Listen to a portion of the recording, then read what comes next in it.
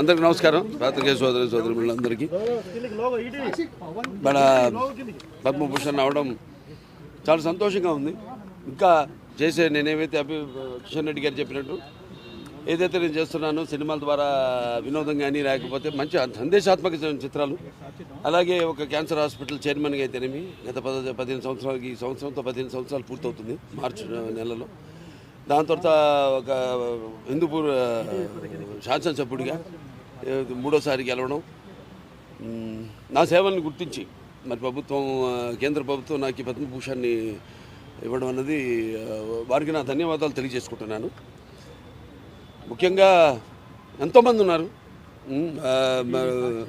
అంటే నా వెనక బలం ఎంతోమంది. ఇప్పుడు నా కాన్స్టిట్యున్సీ విషయానికి వస్తే అక్కడ హిందూపూర్ ప్రజానికానికి నా ధన్యవాదాలు తెలియజేసుకుంటాను.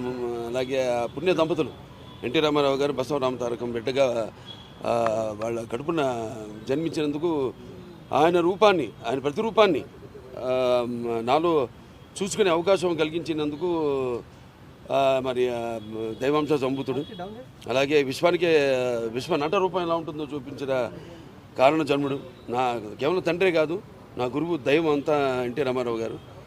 మరి ఆయన ఒక బిడ్డగా పుట్టడం, అలాగే క్యాన్సర్ హాస్పిటల్ ఏదైతే ట్రస్ట్ మేము నడుపుతున్నామో అక్కడ మా డాక్టర్లే, మా బోర్డు మెంబర్స్ అయితేనేమి, అడ్మినిస్ట్రేషన్ సైడ్ అయితేనేమి, లేకపోతే మా డాక్టర్లు, మెడికల్, పారామెడికల్, అలాగే నర్సింగ్ స్టాఫ్ అంతా కూడా వాళ్ళందరి, అలాగే చలనచిత్ర పరిశ్రమ విషయానికి వస్తే నా నిర్మాతలు, అలాగే నా దర్శకులు, నా తోటి కళాకారులు, సాంకేతిక నిపుణులు అందరూ ఇంకా స్ఫూర్తి, అంటే మళ్ళీ వెన్ను తట్టి ఇంకా మంచి ఒక ఆక్సిజన్ మళ్ళీ నింపినట్టు మళ్ళీ ఇంకా మంచి ఇట్లాంటి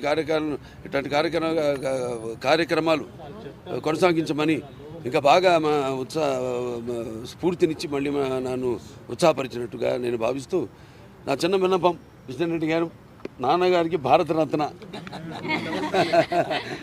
అది అంటే ఏదైనా ఇంకా దాని గురించి అందరి కోరిక, కేవలం ఆయన అభిమానులే కాదు మొత్తం ఆంధ్ర తెలంగాణ రాష్ట్ర ప్రజలు ఎక్కడ తిరుగురున్నా అక్కడ వారందరి కోరిక అది కూడా త్వరలో నెరవేరాలని భగవంతుడిని కోరుకుంటున్నాను. నేను నాకు ఎంతో స్ఫూర్తిదాయకమైన ఎంతోమంది ఉన్నారు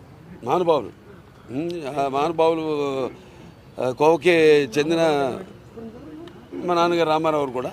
సో వారందరినీ ప్రేరణతో ఇప్పుడు ఇచ్చిన ఈ యొక్క ప్రోత్సాహంతో ఈ యొక్క పద్మభూషణ్ అన్నది బిరుదుగా కంటే కూడా అది నేను ఒక రెస్పాన్సిబిలిటీ, బాధ్యత. ఇంకా చేస్తున్నాం ఎటువంటి నిస్వార్థంగా ఏమీ ఆశించకుండా, కానీ దానికి ప్రతిఫలంగా ఇచ్చినందుకు నా అభిమానులు అయితేనేమి ఎవరైనా నా నుంచి ఏమి ఆశించరు. వాళ్ళు నేను చేసే పనులే వాళ్ళు ఆశించేది. దానికి ఇది వెన్ను తట్టి ఇంకా ఇటువంటి మంచి పనులు, ఇంకా ఈ చేస్తున్న పనులు కొనసాగించమని, ఇంకా వేరే మంచి పనులు కూడా చేయడానికి ఎంతో ప్రోత్సాహదాయకంగా అని నేను తెలియజేసుకుంటూ కృతజ్ఞతలు.